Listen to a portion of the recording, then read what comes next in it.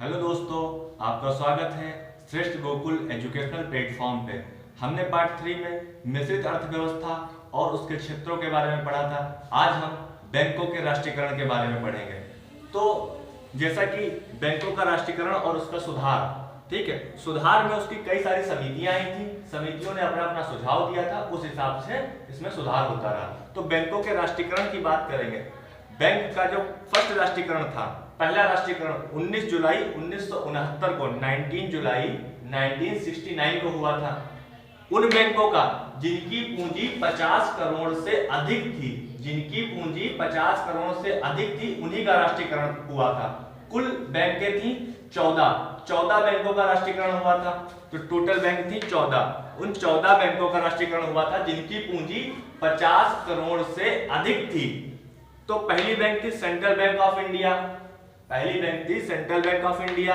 दूसरी bank bank of India. तीसरी bank PNB, Punjab national bank. चौथी bank bank of Baroda.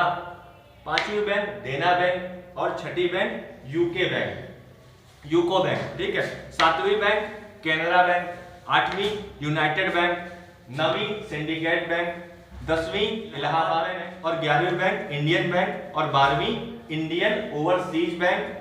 13वीं bank of Maharashtra और 14वीं यूनियन बैंक। इन 14 बैंकों का राष्ट्रीयकरण हुआ था। कब हुआ था? 19 जुलाई 1969 को 14 बैंकों का राष्ट्रीयकरण हुआ था जिनकी पूंजी 50 करोड़ से अधिक थी। उन्हीं बैंकों का राष्ट्रीयकरण हुआ था। 14 बैंक के कुछ इस प्रकार से हैं, आप नोट कर लीजिए। पहला राष्ट्रीयकरण हमने 19 जुलाई 1969 को पढ़ा था। अब दूसरा राष्ट्रीयकरण, सेकंड राष्ट्रीयकरण जो हुआ था वो 15 अप्रैल 1980 को, दूसरा राष्ट्रीयकरण 15 अप्रैल 1980 को हुआ था। उन बैंकों का राष्ट्रीयकरण हुआ था जिनकी पूंजी 200 करोड़ हो, जिनकी पूंजी 200 करोड़ हो, उन बैंकों का राष्ट्रीयकरण हुआ था। टोटल बैंकें थी 6 बैंकें। पहली बैंक थी आंध्रा बैंक, दूसरी बैंक कॉर्पोरेशन बैंक, तीसरी bank new bank of India और चौथी बैंक ओरिएंटल बैंक और पांचवी bank Punjab bank, Sindh bank और छठी बैंक विजया बैंक। इन 6 बैंकों का राष्ट्रीयकरण 15 अप्रैल 1980 को हुआ था।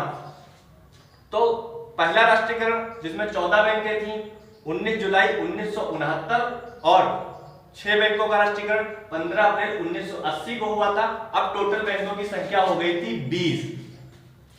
लेकिन 1993 में 1993 में न्यू बैंक ऑफ इंडिया का विलय पंजाब नेशनल बैंक में हो गया। तो अब बैंकों की संख्या 19 हो गई।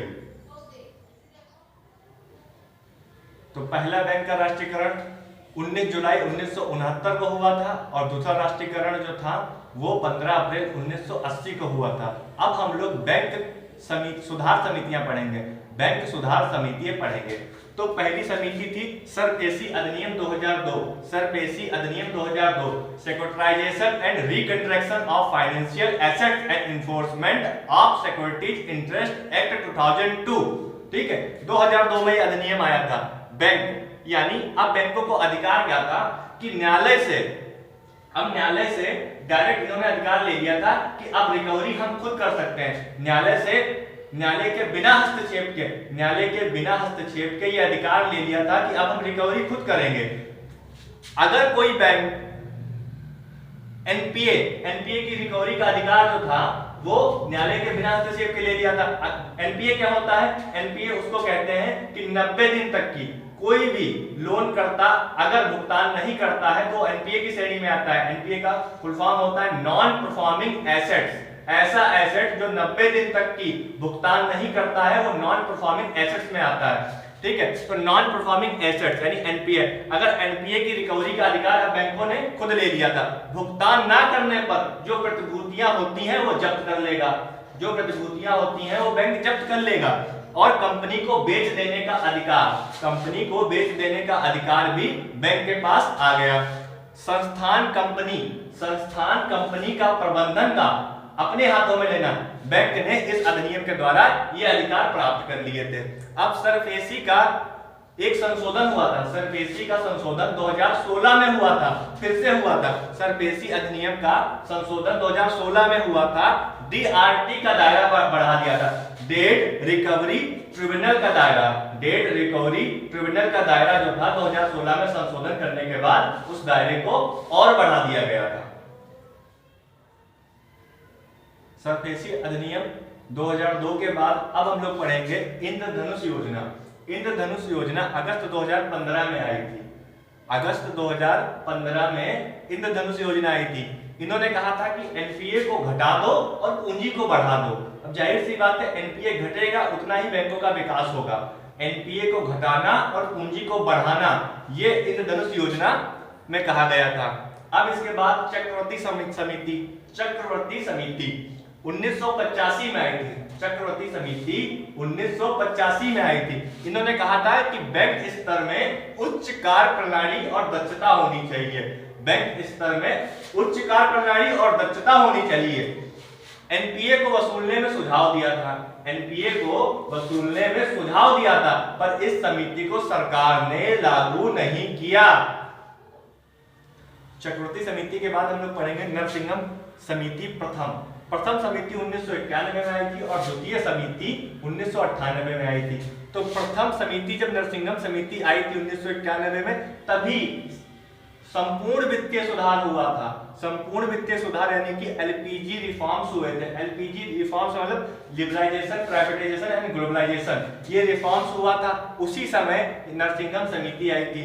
इस समिति का जो सुझाव था, इसने कहा था कि मौद्रिक नीति के जो उपकरण होते हैं एसएलआर, सीआरआर और रेपो रेट को नीचे लाया जाए। सीआरआर को, एसएलआर को और रेपो रेट को नीचे लाया जाए।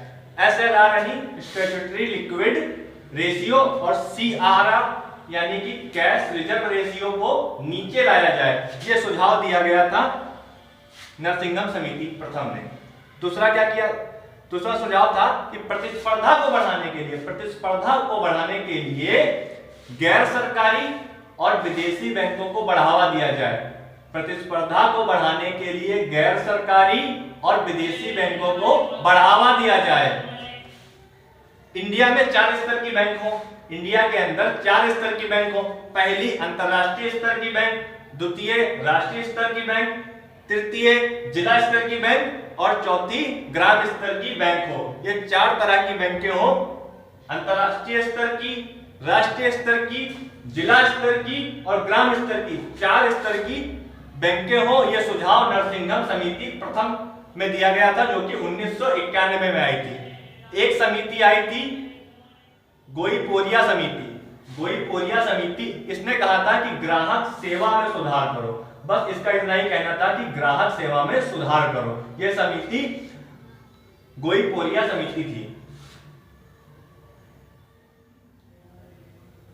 गोईपोरिया समिति के बाद हम लोग पढ़ेंगे बिमल जलान समिति। बिमल जलान थे कौन? बिमल जलान आरबीआई के गवर्नर रह चुके थे। ये आरबीआई के पूर्व गवर्नर थे। ये समिति बिमल जलान समिति 2013 में आई थी। इन्होंने बैंक के लाइसेंस से जुड़े कुछ निर्देश दिए थे। बैंक के लाइसेंस से जुड़े कुछ निर्देश दिए थे, जैसे कि आईडीएफसी और बंधन बैंक, जो कि गैर बैंकिंग वित्तीय कंपनी थी। आईडीएफसी और बंधन बैंक ये गैर बैंकिंग वित्तीय कंपनी थी। इनको बैंक का दर्जा दिया। एक सुझाव ये दिया। और एनबीएफसी ऐसा क्षेत्र जहां बैंक कम हो और ऋण की मांग ज्यादा हो, वहां पे एनबीएफसी ऋण देता है। अगर काम अच्छा होता है इसका, तो इसको बैंक का दर्जा दे दिया जाता है। अच्छा, एनबीएफसी बैंक से कैसे अलग होता है? क्योंकि ये इंडियन बैंकिंग एक्ट के तहत पंजीकृत नहीं होता है। ये जमा नहीं करता है, केवल ऋण देता है। बैंक बनने के लिए 200 करोड़ की पूंजी होनी चाहिए और एनपीए 5% से कम होना चाहिए। बिमल जलान समिति के बाद हम लोग पढ़ेंगे नचिकेत मोड़ समिति। नचिकेत मोड़ समिति 2016 में आई थी। इन्होंने कुछ सुझाव दिए थे कि प्रत्येक वयस्क का एक खाता हो और देश के हर 15 मिनट की दूरी में, यानी देश के अंदर हर 15 मिनट की दूरी पर बैंकिंग सेवाएं हों। और इन्होंने सुझाव दिया था कि प्राथमिक क्षेत्र का मिलने वाला ऋण, प्राथमिक क्षेत्र को यानी प्राथमिकता क्षेत्र को मिलने वाला जो ऋण था वो 40% से बढ़ाकर 50% कर दिया जाए। प्राथमिकता क्षेत्र को मिलने वाला जो ऋण था वो 40% से बढ़ाकर 50% कर दिया जाए। और अपने ग्राहक को जानो, केवाईसी का जो सुझाव था वो नचिकेत मोर ने दिया था 2016 में। केवाईसी यानी नो योर कस्टमर, ठीक है, इसका सुझाव नचिकेत मोर ने दिया था। और इन्होंने कहा था कि प्राथमिक क्षेत्र, द्वितीयक क्षेत्र और सेवा क्षेत्र यानी कि तृतीय क्षेत्र को अलग अलग कर दिया जाए। ये सुझाव नचिकेत मोर ने अपनी समितियों में दिया था। अब हम लोग नेक्स्ट वीडियो में मिलते हैं। अगला टॉपिक हमारा होगा 1991 का वित्तीय सुधार। तब तक आप लोग स्वस्थ रहें और सुरक्षित रहें।